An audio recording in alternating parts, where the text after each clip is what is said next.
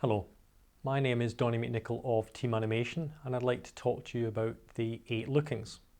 So in particular, this is a model that comes from the Project Leadership 3rd edition book, and the model sets to look at and identify the 8 different lookings, as we call them, that a project leader needs to have. So it's where they put their energies and so on. So we're going to talk about each of the 8 and then talk about the integrative processes that fit behind that all project leaders need to have. So initially, the 8 lookings, we'll go through each set of them. So the first one is wiring into stakeholders. So this is a kind of broad grouping. It's about looking upwards towards the executive board or looking outwards towards the client.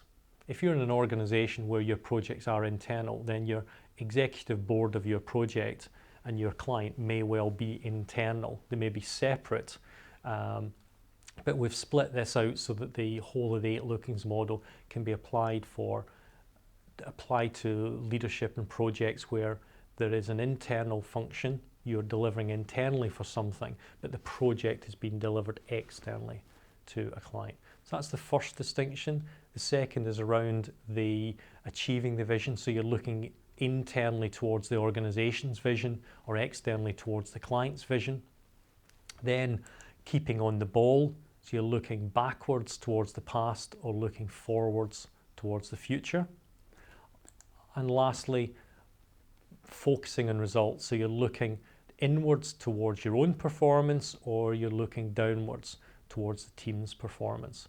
And what this whole model is trying to do is to get you to think about which of these are you actually using to understand and differentiate, so which of these you're actually spending time and energy focusing on. So I'm just going to talk through these very briefly. So wiring into stakeholders, so it's building strong, durable links with key stakeholders. It's essential for success.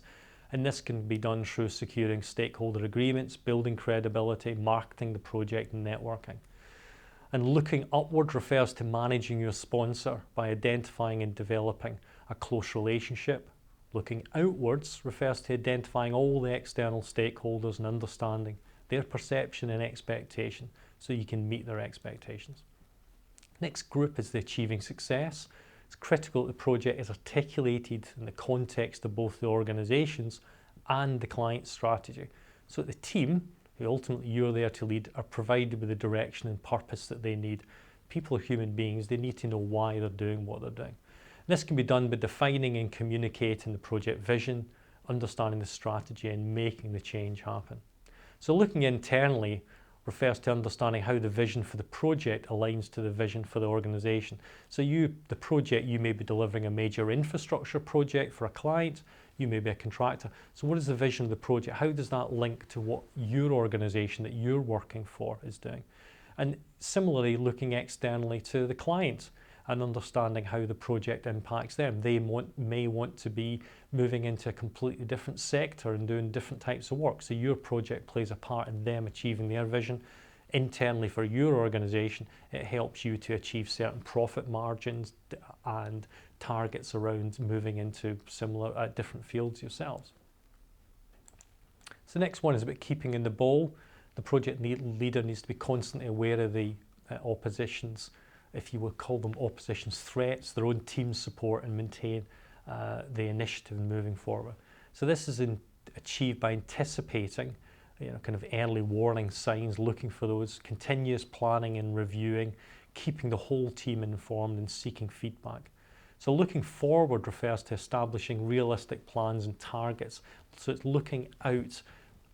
And then you think to yourself, am I spending enough time looking out towards the future? Or looking backwards is trying to learn from the past, from past performance and monitoring.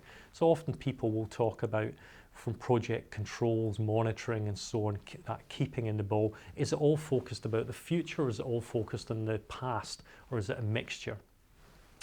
And then finally focusing on the results. As a project leads up to you to maintain motivation, momentum and so on. So you need to think about how are you looking inwards about your own performance and the contribution you're making to the project? Are you spending time looking downwards into the team and understanding what they are like, what their needs are, what their development needs are. So it's a focus between one or the other. So you may get that idea about how that works.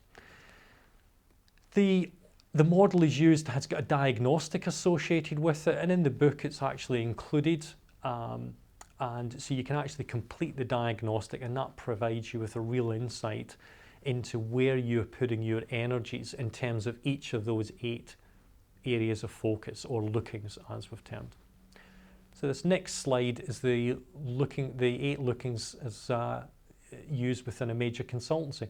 We kicked off, or we helped a major UK consultancy set up a project leadership forum, and we used this with their clients. So this was the kind of outcome of asking their clients in a workshop setting to identify where they thought most of their focus went. So this wasn't an individual, this was a group of people. So it was a fantastic conversation point about how appropriate it was for the roles they had as to where they were focusing their energy on each of those different 8 lookings. So the tool can be used in lots of different ways, but we use it almost as an insight for project leaders to think about where they're putting their energies and focus. So those are all very good, having that lookings, but most project leaders feel that they need to be superhuman to complete with everything that's expected of them. They have a long list of responsibilities and need to consider the team, sponsors, stakeholders, lots of different things. So one of the things that we did is, on the back of those lookings, we identified what were some of these key processes that a project leader needs to consider. And we looked at and we identified 17 integrative processes. And these processes are all interrelated, so you need to think about them all collectively and individually when you are, as a project leader, if you're trying to have a really balanced project that's achieving success. So you can now see the visual that identifies each of the 7 integrative processes here, what they are. And I'm just going to pick a couple of these. So it's just to help you to think and reflect about what the focus that you have in each of these. So in terms of looking upwards and outwards, some of the key things are on creating stakeholder agreement. Projects can have a bewildering number of stakeholders, and they often have different and sometimes competing expectations of the project. Are you on top of that? Have you got agreement to that? Building credibility. An often undervalued resource you and your team can have is the positive support of your organisation. But you have to earn this, so you need to build credibility to get the support necessary from your organisation. Networking. There are formal and informal ways of doing this, but there's something, it is a process that you should apply energy to, networking in the broadest sense of the word. So that's around upwards and looking internally and externally. Well, you need to think about things like making change happen. How much effort are you putting in to making that, make sure that things are happening when they're supposed to do happen and where. Looking forwards and backwards, you need to think about things like anticipating. The project leader's supposed to be able to step back from the immediate pressures of the day and look at the whole situation. Disasters rarely occur out of the blue. They're nearly always early warning signs if you know where they are and where to look for them. And you can find short periods of time to run through any worrying situations, preferably with someone else who you can bounce ideas off. And then finally, looking inwards and downwards. As a project leader, it's up to you to maintain the motivation, momentum of people. You've got to think about your own performance. Am I putting enough effort into it? Am I performing as a leader? Is my leadership style appropriate for the project? Then looking at the team, thinking, am I putting enough effort and energy into the team? And then some of those aspects such as clarifying individual success criteria to all of the team understand exactly what's expected of them and success looks like at the end of the project for that individual. Reflecting, finding the time for you and for them individually to be reflecting on what's important. Celebrating success. It's often overlooked, but success is important to celebrate for many different types of people. So these kind of things. So these are the kinds of processes, things that you need to be doing as a project leader to try and help the teams achieve success. So I hope that that was of interest. As I say, the book has got a lot of detail about the 8 lookings and the 17 integrative processes, and also it's got a copy of the diagnostics. So if you're interested, the details are provided there. I hope you found that of value and interest, and thank you very much for watching.